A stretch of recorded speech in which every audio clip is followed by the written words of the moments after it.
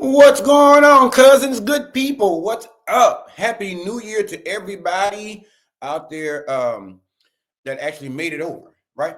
That actually saw the new year. Happy New Year's to everyone. I am so glad to be back here with you guys. Um, I didn't celebrate the new year with everybody online. I always say I'm going to do that at the end of the year, but that just seems so damn cliche to just give the year's rundowns of all the highlights and hot topics. So I skipped all of that and did some other stuff to take care of myself, personal health. But anyway, I am back in this bitch. I'm back. So again, happy New Year to everybody. I hope everyone had a safe and happy holiday, and I hope everything is going perfectly fine within your family circle, and that you're being blessed beyond your wildest dreams. And that's whatever that looks like to you. So anyway, now that we got all of that out of the way, don't forget to like, subscribe, share, and hit that thumbs up button because that makes the world of a difference. I'm back again, as I said, shit 50 times already before. And while I was out, there were some topics I was just letting them bitches slide on by. I just was like, I didn't feel like getting on the camera. I was tired. Or either I had them broke my ass in here in the house and I was still trying to heal from that. So there's a lot that was going on in my circle. I'm just playing my hair, y'all. I'm always nervous on camera, but it is what it is. But anyway, so like I was saying, I've always seen a lot of shit here lately about ipso facto. There's more stories that I have aligned to cover that I'm probably going to bring you guys since I'm off this week for bereavement. So anyway, the topic and discussion for today is one of those things I picked up was the Patti Labelle controversy with her and Andy Cohen and this fucking wrong side. This fucking documentary that I want to say no one seems to be able to find, but the shit is on CNN, absurdly. It's on CNN. I don't understand why, because with that, of course, you have to get another subscription. You have to download their apps and all of that shit. And I just ain't here for. I'm not paying no more fucking subscription. So to Jamie Foxx or whoever had that shit put on CNN, the best of luck to you. But the bottom line is, I have not seen the documentary yet. I don't even know if at this point that I'm even interested in seeing the fucking documentary, because quite frankly, the only reason I would watch it is to kind of see like his upbringing or maybe some of the struggles that he's going through, and just to get a better understanding of who Luther Vandross was. But I'm not going to watch this documentary with the hopes and the expectation to find out whether this man is going to tell us he's gay or not, or whether he gave, innuendos or, shit like that. I'm not watching it for that, because clearly we already know that Luther Vandross was queen. End of story. Now, for those of you who don't like it, and like what I'm going to say now, guarantee I'm not about to sit up here and dog Luther or down him. I'm just going to give y'all motherfucking ass the hard facts, okay? And the truth. Now, the only people that are going to be offended, and again, let me just say disclaimer, I don't give a fuck.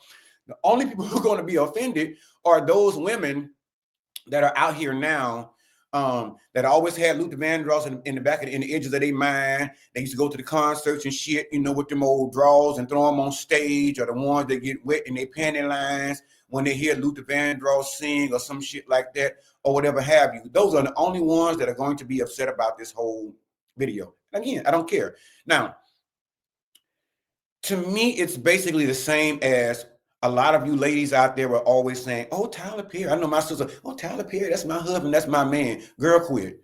And unless it was a man, okay, Luther Vandross. Unless it was a man, there was never going to be anybody saying that Luther Vandross was their man, they honey, they boo, they stuff, they everything. Okay. Now, the reason I made this video is I'm making this video is not only because of the documentary that I didn't get to watch and ain't gonna pay for it. It's more so because some of you bitches been coming for my Aunt Patty. And I don't play by my Aunt Patty. Now, this is the whole problem. Now, people are saying, and I watched the interview, and if you watch the interview with Patti Labelle and Andy Cohen, maybe about a few weeks ago, I think it was, just before the turn of the year. And there was an interview done between the two of them, and Andy asked Patti Labelle, he was asking questions about the relationship and the friendship between Patti LaBelle and Luther. But it was Big Luther, Little Luther, whoever.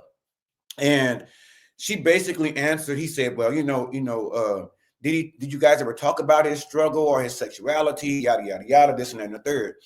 And Patti rebutted, and she said that, "Hey, like shit, we talked about it all the time, And basically, he didn't want to come out as gay because he didn't want to disappoint his mother. He didn't want to disappoint all these cooches walking around here and the lady fans and shit, and let them down. So he was more concerned about putting other people before himself." Now, people took a real fucking problem with Patti LaBelle saying that shit. People took a real problem, and they took to the internet. Oh, Patti need to mind her own business. Patti ain't got no business out in that man. And the fucking man is dead, okay? The man has passed away in 2005? So he's been dead now coming up on 20 years, okay? And let's just be honest. It didn't take no fucking rocket scientists to look at Luther and tell that Luther was a goddamn lady. He was big on fashion. His voice was gorgeous, beautiful. His lyrics were everything that you could not explain within yourself, but his lyrics will pull that shit up out your ass and make you feel so good about yourself and feel so good and so ready to love again, or love hard on that which you may have had next to you lined up in the bed. But it was no secret that Luther was a lady. Okay. And for those of us that are in the community, fuck, y'all wanted to know. And see, this is a thing. Y'all dragging Patti through the mud for speaking. Y'all saying she's speaking out of turn. But what I feel like what she did was, all that time that Luther Vandross was living, he was living in the shadows of his own sexuality. He was living in the shadows of his own career and many others around him, until he actually hit that stride and actually got his career off the ground. And shit, let it be no mistake about it, I'm pretty sure if he thought back on it or looked at it, his career was more than successful. Okay, more than successful. But I felt like in that moment with Patti and Andy Cohen, I felt like Patti may have done something for Luther that he didn't do for himself. And I know you asking, but what the fuck is that? She freed him. He was already in a fucking bondage in a cage down here on earth with these goddamn savages, and all these Christian folk and all these other, women that want, grab on his nether region and grab him by the pussy like, Trump was doing to women and whatnot. There was a lot of backlash. And what I don't understand is, even in 2005, I think the struggle was definitely still real as to the coming out portion. For anyone, especially a celebrity so well known as Luther Vandross, right? So there was a lot I kind of felt that he may have been dealing with and trying to fight and break down those barriers and those walls to actually free himself to be able to love the way that he saw fit.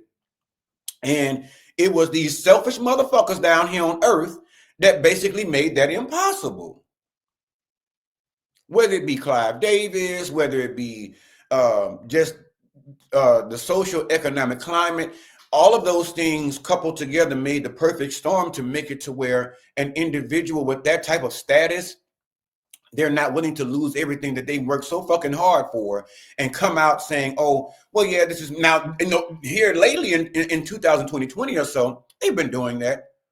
Or even a little bit before, they've been doing that a lot. The rappers, the singers, the actresses, they all, talk about their sexual proclivities. I mean, shit, look at Sexy Red and all the rest of them, and Dirty Red, and Sookie with the funky puss.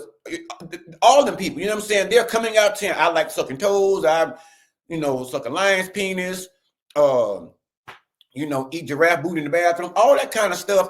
People are coming out now and being more forthcoming with what it is that they prefer as it pertains to a mate or their, again, like I said, their sexual proclivities.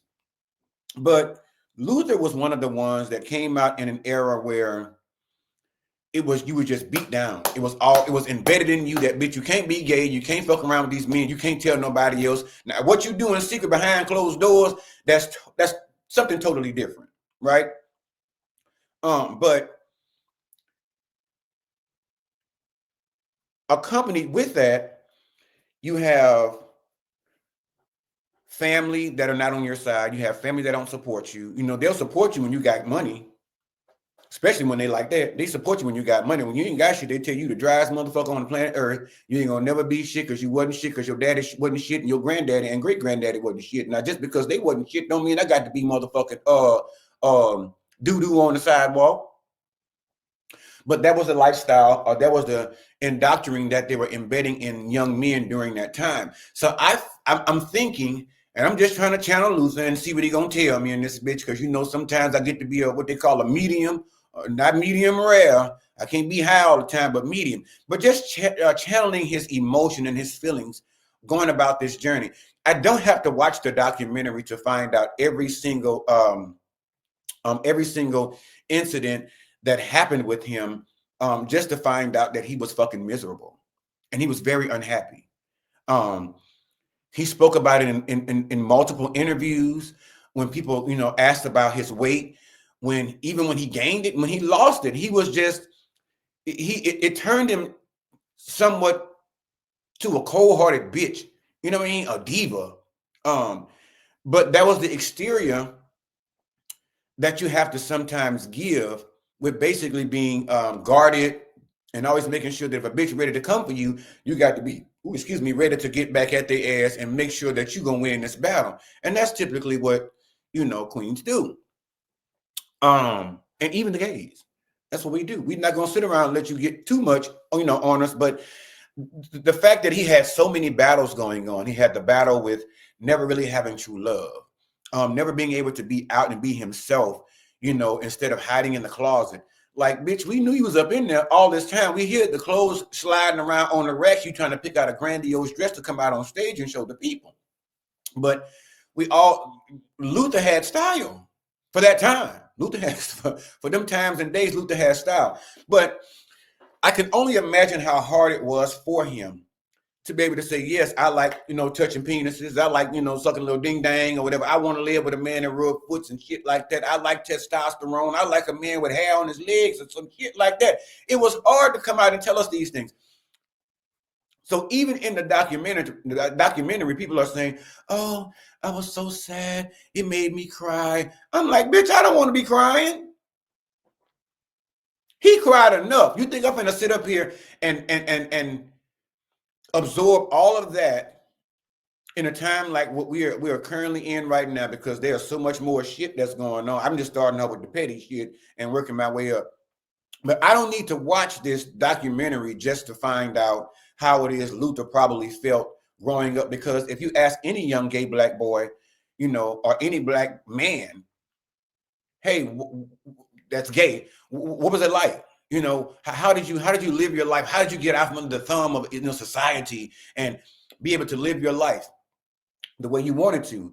And I guarantee you, with each and every one of them, there is some type of struggle that they had to come out, or some type of struggle that they've had living with the fact of being black, young, gay. And the crazy part about it is the shit mostly starts at home. The torture starts at home. Because you have older grown guys in your family that calling you fag, punk, sissy, and all this shit, you know, punching you in the chest, punching you in the arm. And because I had cousins that did that to me. You know, growing up, I was far behind them. I'm like, they're in their fucking, at that time, their late 20s. And here I am, not even in my teens at the time. And I'm pretty much the last young man of my generation. I'm the last one of my generation. I'm the youngest. So with that, they all was raised up. They were in the streets. They were selling drugs. They were fighting. They were going to jail, doing all kinds of shit. And they figured that made them hard, right? So in babysitting me, they would do shit like, because I was a lighter pigmentation of all of them. I'm the lightest of all of them. And so that set in one other area of, to me, semi-hatred, so to speak, from your own family, that when I'm being babysat, motherfuckers are taking me and taking my ears, because I was lighter than what I am now. And still now, bruise easily. They would take my ears and twist them motherfuckers, you know, and make them turn red, or take and put clothespins on my ears and make me sit in the fucking corners. For no reason, just because they felt like it, because they thought that I was too soft. and they wanted to toughen me up. So when being babysat and there were no other women around, it was just them, drinking their little beers or just babysitting and watching. These big sweet baby back bitches are sitting around watching Young and the Restless and Days of Our Lives, but y'all bitches got near to call me soft. So while they watching their stories and shit during the daytime, my mama's working 6 to 2. They're keeping me. That's the kind of torture I dealt with. And not only that, it's basically if I showed any emotion as far as feeling wanting to cry or wanting to whine or some shit like that, then it would go into stuff like they would punch me in the arm or punch me in the chest or some shit like that and say, okay, this is what makes a man and you got to toughen up and all this shit.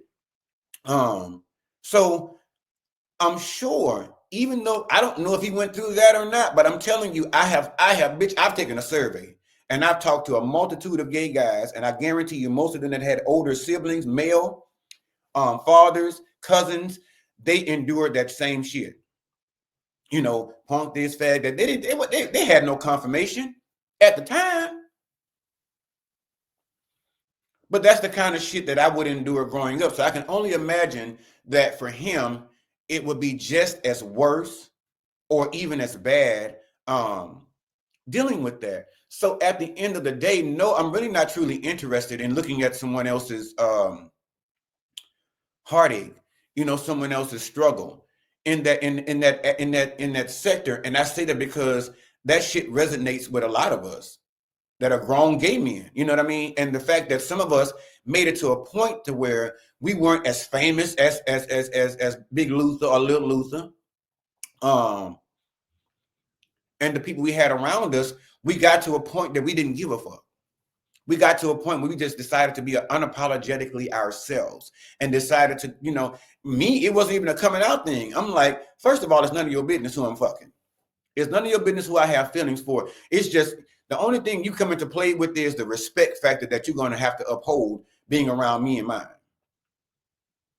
And with my family, I had to understand when I became an adult, I feel like my family sometimes respects me more than they respect the older crowd, because I have a sense of I'd rather be real and genuine.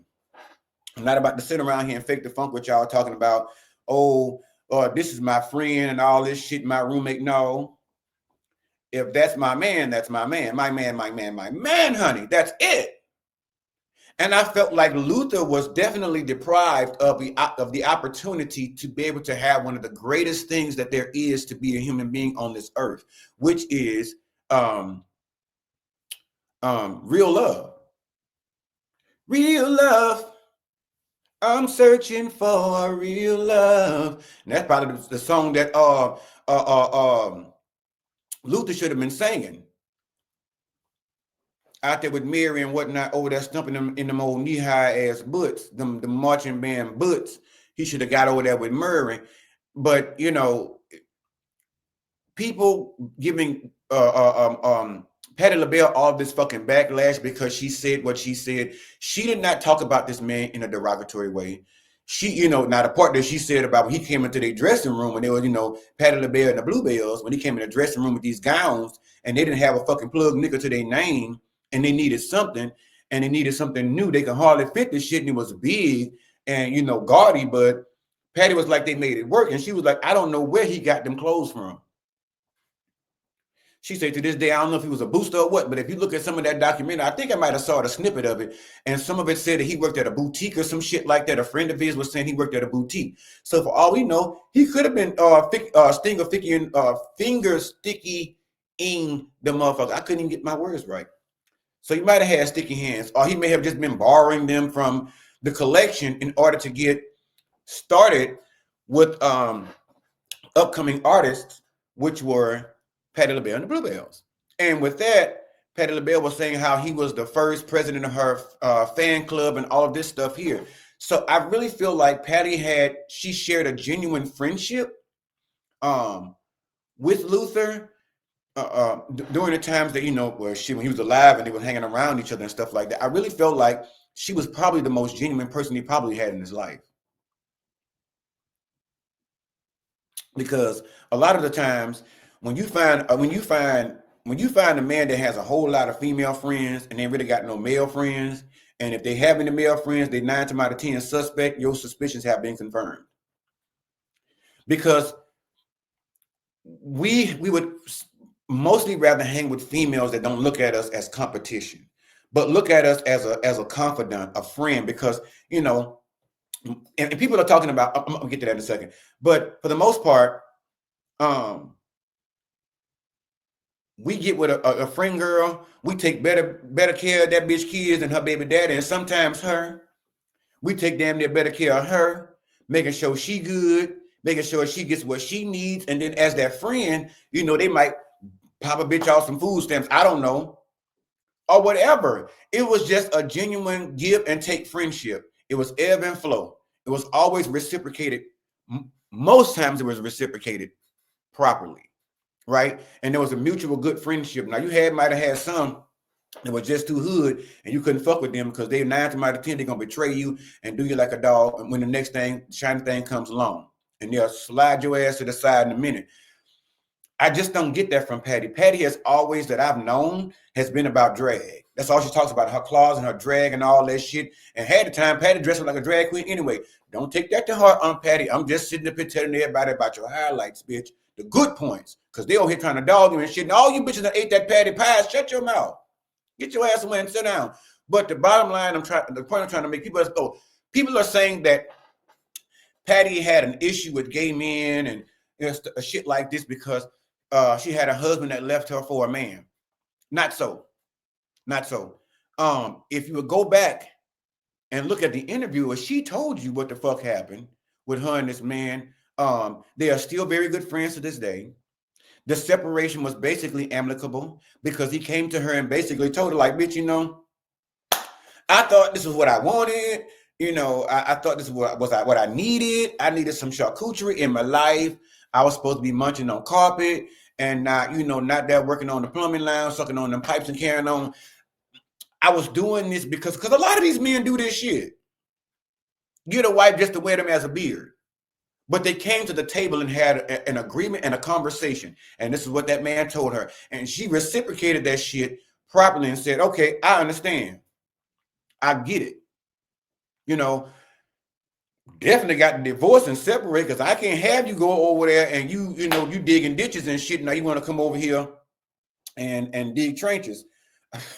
What's the difference? I don't fucking know. Booty hole, cootie hole. Now you you figure that part out. But she didn't want to do that. In all respect, that's what it takes for two people to come together and be very honest with themselves and honest with each other and say, like, listen, okay, bitch, this ain't working out for me. You know what I'm saying?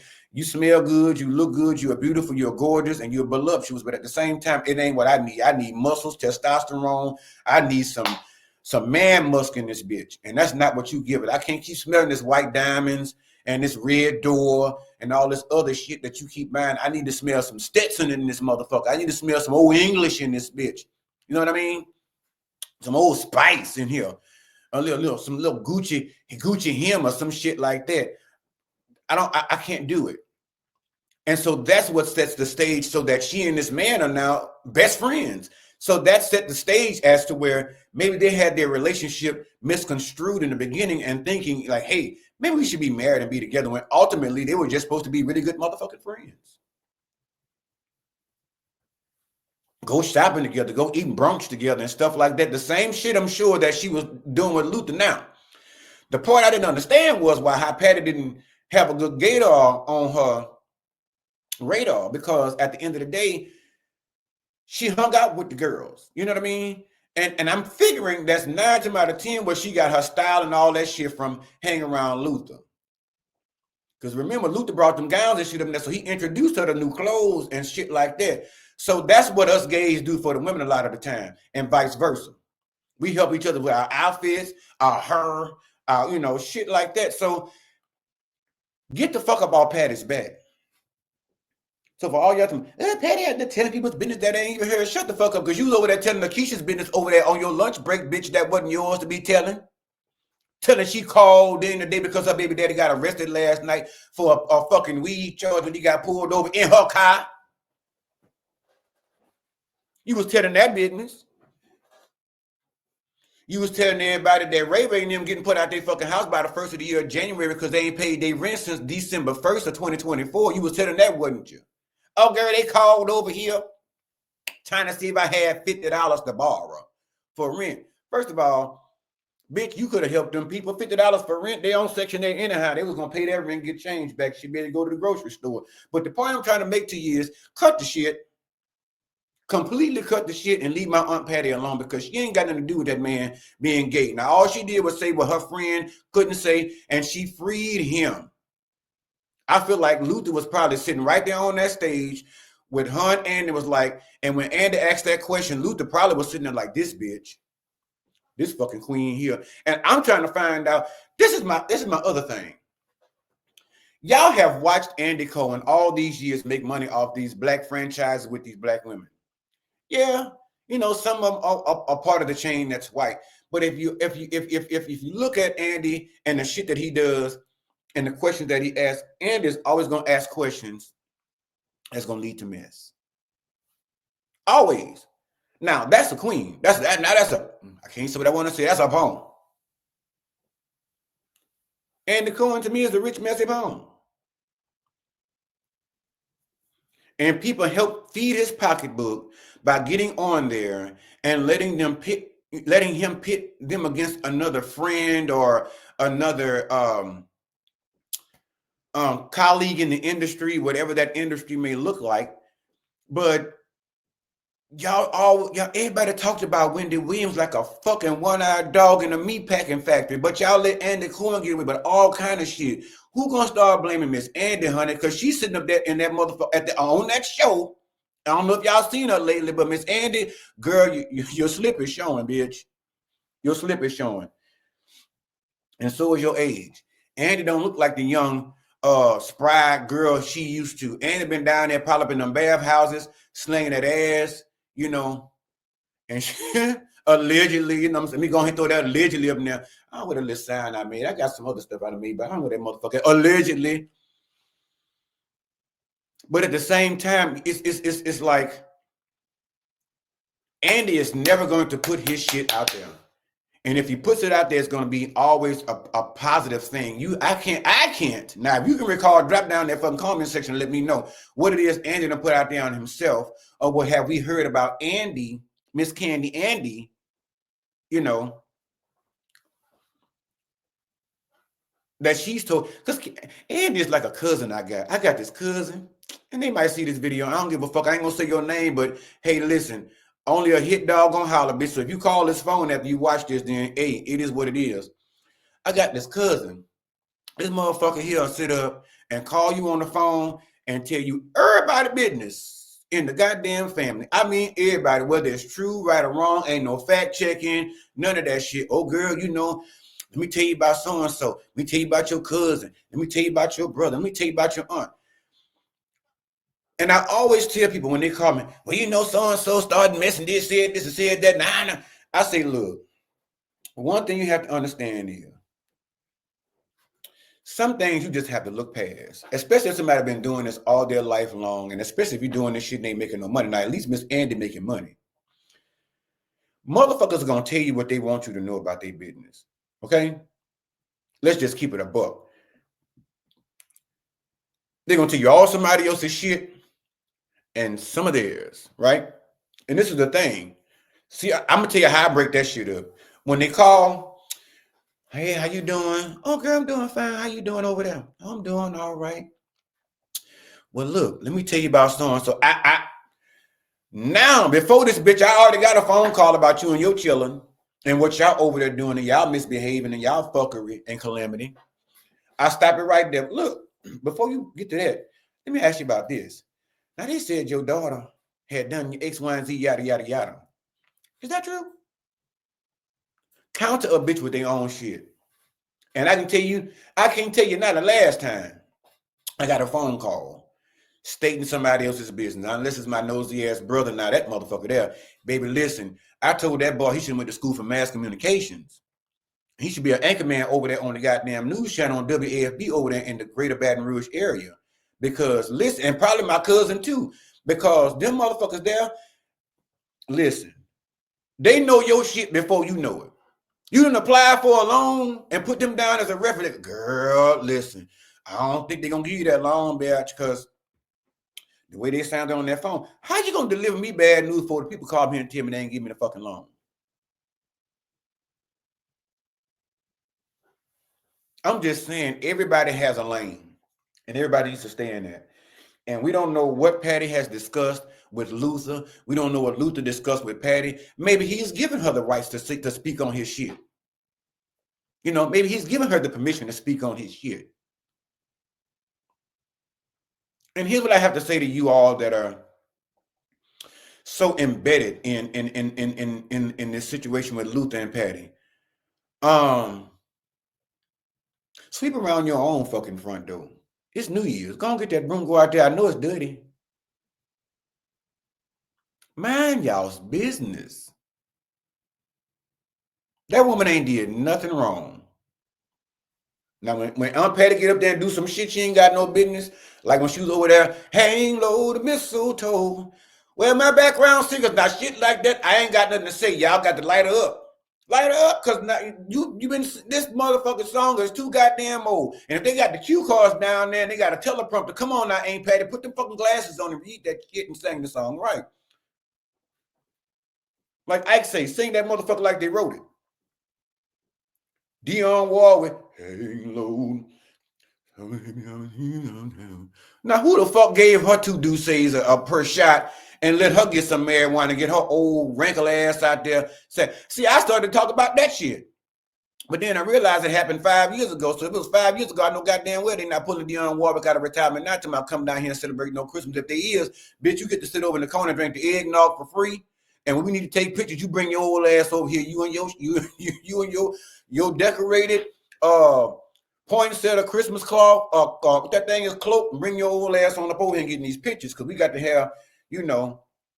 But y'all should leave Dionne Warwick alone. Stop asking Dionne Warwick to get her old ass up and sing. Y'all know fucking well them Virginia Slims done hit that woman. And that woman, what, 92 years old? She ain't got it like that no more, y'all. Leave her alone. She ain't never really had it like that. It's just so much drama in the world today. There's so much stuff I got on this paper. I got on camera yesterday to get ready to start this story. Realized I was so fucking tired of listening to this shit. I ain't been getting no sleep. I had bags under my eyes. I couldn't get on this bitch. And they ain't, look at it. And see, this one here is, wait, this motherfucker still here. I gotta give me some cream or something to put a cold spoon on that bitch, or some hemorrhoid cream or something. Because I needed to draw up and go away. But there are so many things that is happening in the world today. This is the least of our words. So please, for like Evelyn Braxton, for Christ's sake, just get off Patti's puss. You feel me? Get back on them pies. Patti makes money off y'all buying them Patti's pies. I know y'all had y'all fat ass down there because y'all don't like to bake, and half you can't bake anyway. For the girls that who grandmas taught y'all how to make that pie from scratch, bitch, I want to hear y'all holler and stand up in the comment section. For them girls out there making them cakes out there from scratch that can get in the kitchen and cook. I need to see you in the comment section. Now, just because once or twice you went and bought your Patti's pie, don't make you no devil. Okay? It don't say that you can't cook. Times might be pressing, bitches might be tired, and the work is still constantly going, and the clock is ticking. You got to punch that bitch just to get that money. So yes, you probably tired. Everybody want a sweet potato pie. Everybody, take that bitch, go down there to Walmart and get you about 8 of them. Throw them in the oven and give everybody one. Here, take that bitch. Throw all the boxes away.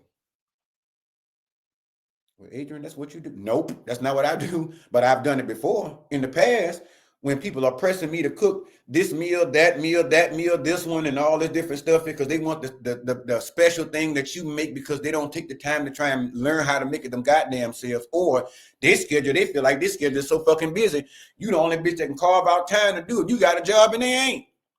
You the bitch with the food stamps. How you ain't learn how to make these pies from scratch? Or at least make a pie, period, bitch. At least make the filling, the crust already made. Go down and get it from the Walmart or the Hebes. Shout out to HEB, my favorite store. My favorite grocery market. I be in that bitch like I need to go ahead and get some stock and see if they can offer me something up out of that. Because I know I done spent, and groceries these days, y'all, is killing the market. But I'm on here playing my hair, doing all kind of shit I probably shouldn't be doing on camera, but I don't give a shit. It's my show. I can do what I want to an extent. If I want to play with my wig, then I'm gonna play with this motherfucker and get it straight.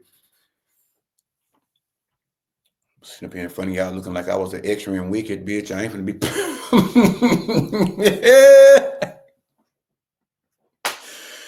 Oh, but listen, that's what I'm almost at 40 minutes. Let me go ahead and get my snack or two, razzle dazzle, face looking ass about this bitch, and I'm gonna holler at y'all later. But don't forget, subscribe. If you watching this shit right now, you don't hit the subscribe bell. Don't come back here no more, because I'm getting strict on the rules. Y'all bring your ass around here, eat up my sweet potato pie, not knowing it's Patty's pie. You're eating my fried chicken and shit, my macaroni and cheese, my red beans, and carrying on my gumbo and all that shit, and drinking up all my liquor. And you won't even hit the fucking subscribe bell. Hit that damn subscribe bell and join the family. Because old Sophia home now, and things gonna change. Things gonna be different around here.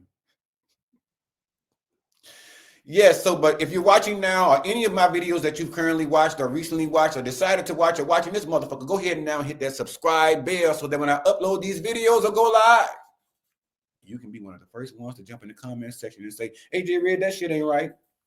Or no, bitch, you lying. Whatever. Become correct. And hit the like button. That like button makes a hell of a difference. So go and hit that like button. Now I'm not on any liquor. I ain't had shit to drink today, so that's probably why I'm not as loose as I want to be. I ain't drank nothing. I ain't did nothing. I'm up here. I drunk coffee, motherfucking coffee. And share these videos. Stop being so damn selfish. The season for giving is all year long. You ain't got to wait till fucking Christmas. Send this video to somebody or one of the others and tell their ass to hit the subscribe bell and join the family. All right, y'all. That's all I got with Patty and Luther. But leave Patty the fuck alone, because y'all gonna make me live around and come out of retirement and come out of character. Leave my auntie alone if I had to act a fool. Shout out to Patti Labelle. Shout out to Big Luther and Little Luther. And I guess shout out to old rundown ass Miss Andy Cohen. Andy with the good candy, honey. All right, love you guys so much. Listen, thank you for everything you guys do for me, joining the channel, getting on here, having fun with me. I appreciate you guys so much. I love you guys so much for everything that you do. I feel like I asked you guys to do so fucking much, but you guys always exceed my expectations, and I love that so much, and I love you guys. I'm going to get out of here. Always remember to love yourselves first and foremost, and love on those who love you the same in return, because, again, lagniappe is, we ain't got this 2025, bitch. We ain't doing no lagniappe. All right. Love y'all. Y'all take care until the next video.